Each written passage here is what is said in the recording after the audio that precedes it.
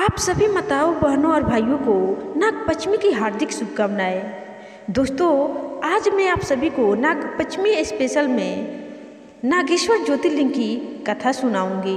यह ज्योतिर्लिंग गुजरात के सौराष्ट्र तट पर द्वारिका और बेट द्वारिका द्वीप के बीच स्थित है। नागपंचमी के दिन नागेश्वर ज्योतिर्लिंग की पूजा और नागेश्वर ज्योतिर्लिंग की कथा अवश्य सुननी चाहिए। नाग देवता के प्रति सम्मान और भगवान शिव की कृपा पाने के लिए की जाती है।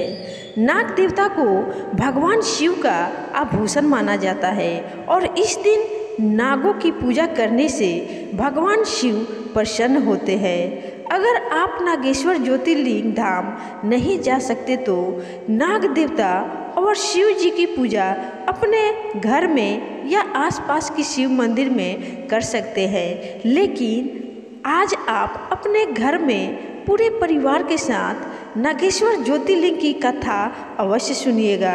वैसे तो दोस्तों, इस कथा को आप कभी भी सुन सकते हैं क्योंकि ये एक चमत्कारी नागेश्वर ज्योतिर्लिंग है। दोस्तों, इस कथा को सुनने से काल सर्प से मुक्ति मिलती है और पूरा परिवार भोलेनाथ की कृपा से निरोग रहता है। दोस्तों, नागेश्वर ज्योतिर्लिंग 12 ज्योतिर्लिंगों में से एक है और इन्हें नागेश के नाम से भी जाना जाता है, जिसका अर्थ है सांपों का ईश्वर। इसलिए आइए दोस्तों, इस कथा को शुरू करते हैं। पौराणिक कथा के अनुसार एक दारुका नाम की प्रसिद्ध राक्षसी थी जो पार्वती जी के वरदान प्राप्त कर अहंकार में चूर रहती थी। उसका पति दारुका महान बलशाली राक्षस था। उसने बहुत से राक्षसों को अपने साथ लेकर समाज में आतंक फैलाया हुआ था। वह यज्ञ आदि शुभ कार्यों को नष्ट कर देता था, संत महात्माओं का संहार करता था। वह प्रसिद्ध धर्मनाशक राक्षस था। पश्चिम समुद्र के किनारे सभी प्रकार की संपदाओं से भरपूर 16 योजन विस्तार पर उसका एक वन था जिसमें वह निवास करता था। दारुका जहाँ भी जाती थी, वृक्षों तथा विविध उपकरणों से सुसज्जित वह वनभूमि अपने विलास के लिए साथ साथ ले जाती थी। महादेवी पार्वती ने उस वन की देखभाल का दायित्व दारुका को ही सौंपा था, जो उनके वरदान के प्रभाव से उसके ही पास रहता था। उससे पीड़ित आम जनता ने महर्षि औरव के पास जाकर अपना कष्ट सुनाया। शरणागतों की रक्षा का धर्म पालन करते हुए महर्षि औरव ने राक्षसों को श्राप दे दिया। उन्होंने कहा कि जो राक्षस इस पृथ्वी पर प्राणियों की हिंसा और यज्ञों का विनाश करेगा, उसी समय वह अपने प्राणों से हाथ धो बैठेगा। महर्षि औरव द्वारा दिए गए श्राप की सूचना जब देवताओं को मालूम हुई, तब उन्होंने दुराचारी राक्षसों पर चढ़ाई कर दी। राक्षसों पर भारी संकट आ पड़ा। यदि वे युद्ध में देवताओं को मारते हैं तो श्राप के कारण स्वयं मर जाएंगे, और यदि उन्हें नहीं मारते हैं तो पराजित होकर स्वयं भूखों मर जाएंगे। उस समय दारुका ने राक्षसों को सहारा दिया और भवानी के वरदान का प्रयोग करते हुए वह संपूर्ण वन को लेकर समुद्र में जा बसी। इस प्रकार राक्षसों ने धरती को छोड़ दिया और निर्भयता पूर्वक समुद्र में निवास करते हुए वहाँ भी प्राणियों को सताने लगे। एक बार धर्मात्मा और सदाचारी सुप्रिय नामक शिव भक्त वैश्य था। जब वह नौका पर सवार होकर समुद्र में जल मार्ग से कहीं जा रहा था, उस समय दारुक नामक एक भयंकर बलशाली राक्षस ने उस पर आक्रमण कर दिया। राक्षस दारुक ने सभी लोगों सहित सुप्रिय का अपहरण कर लिया और अपनी पूरी में ले जाकर उसे बंदी बना लिया। चूँकि सुप्रिय शिव जी का अनन्य भक्त थे, इसलिए वह हमेशा शिव जी की आराधना में तन्मय से लगे रहते थे। कारागार में भी उनकी आराधना बंद नहीं हुई और उन्होंने अपने अन्य साथियों को भी शिव जी की आराधना के प्रति जागरूक कर दिया। वे सभी शिव भक्त बन गए।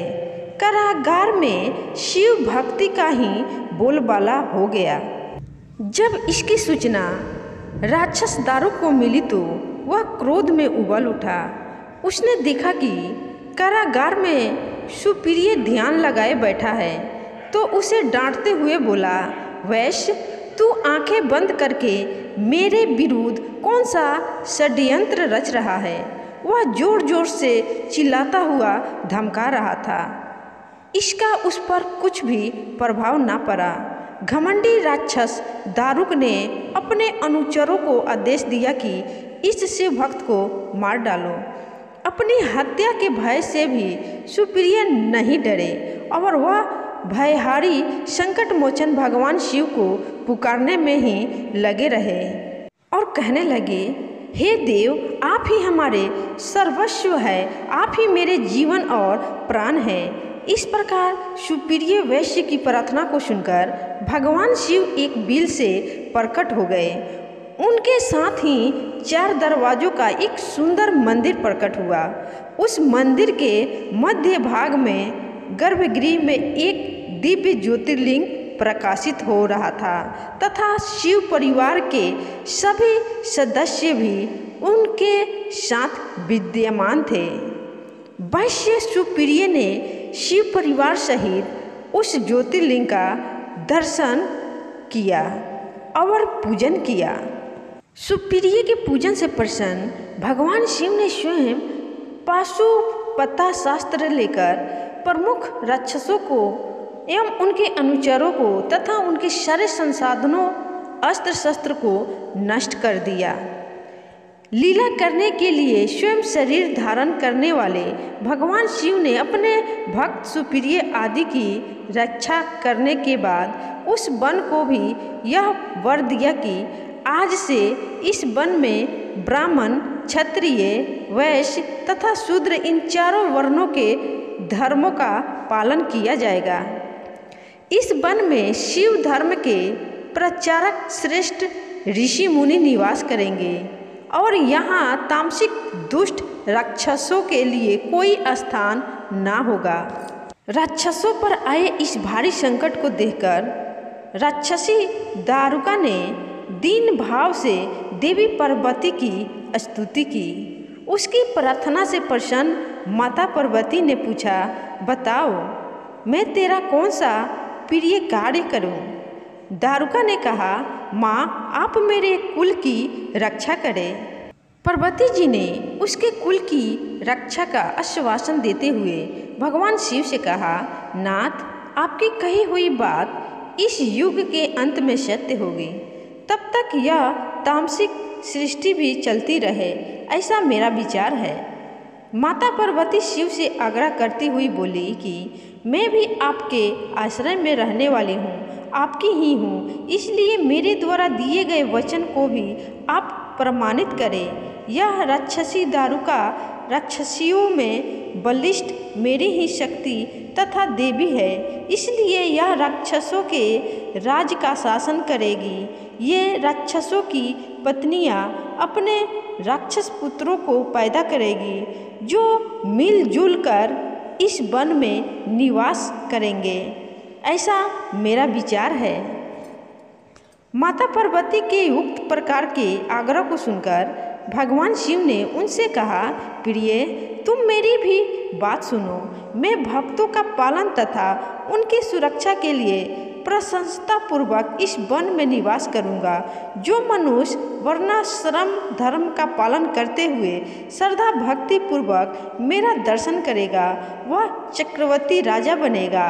कलयुग के अंत में तथा सतयुग के प्रारंभ में महासेन का पुत्र वीरसेन राजाओं का महाराज होगा और वह मेरा परम भक्त तथा बड़ा पराक्रमी होगा। जब वह इस वन में आकर मेरा दर्शन करेगा उसके बाद वह चक्रवर्ती सम्राट हो जाएगा। तत्पश्चात बड़ी बड़ी लीलाएं करने वाले शिव दंपति ने आपस में हास्य विलास की बातें की और वहीं पर स्थित हो गए। इस प्रकार शिव भक्तों के प्रिय ज्योतिर्लिंग स्वरूप भगवान शिव नागेश्वर कहलाए और पार्वती देवी भी नागेश्वरी के नाम से विख्यात हुई। इस प्रकार शिव ज्योतिर्लिंग के रूप में प्रकट हुए, जो तीनों लोकों की कामनाओं को पूर्ण करने वाले हैं। नागेश्वर ज्योतिर्लिंग के दर्शन करने के बाद जो मनुष्य उनकी उत्पत्ति और महात्म संबंधी कथा को सुनता है वह समस्त पापों से मुक्त हो जाता है तथा संपूर्ण भौतिक और अध्यात्म सुखों को प्राप्त करता है। तो दोस्तों, ये थी नागेश्वर ज्योतिर्लिंग की धार्मिक और पावन कथा। आपने अगर इस कथा को पूरे सुन ली है तो इस कथा को अपने और दोस्तों में ज़रूर शेयर करिएगा और इस वीडियो को लाइक करके चैनल को ज़रूर सब्सक्राइब करिएगा दोस्तों। और आप भी पुण्य का भागीदारी बनिएगा और कमेंट में हर हर महादेव ज़रूर लिखिएगा, जय माँ पार्वती ज़रूर लिखिएगा। धन्यवाद।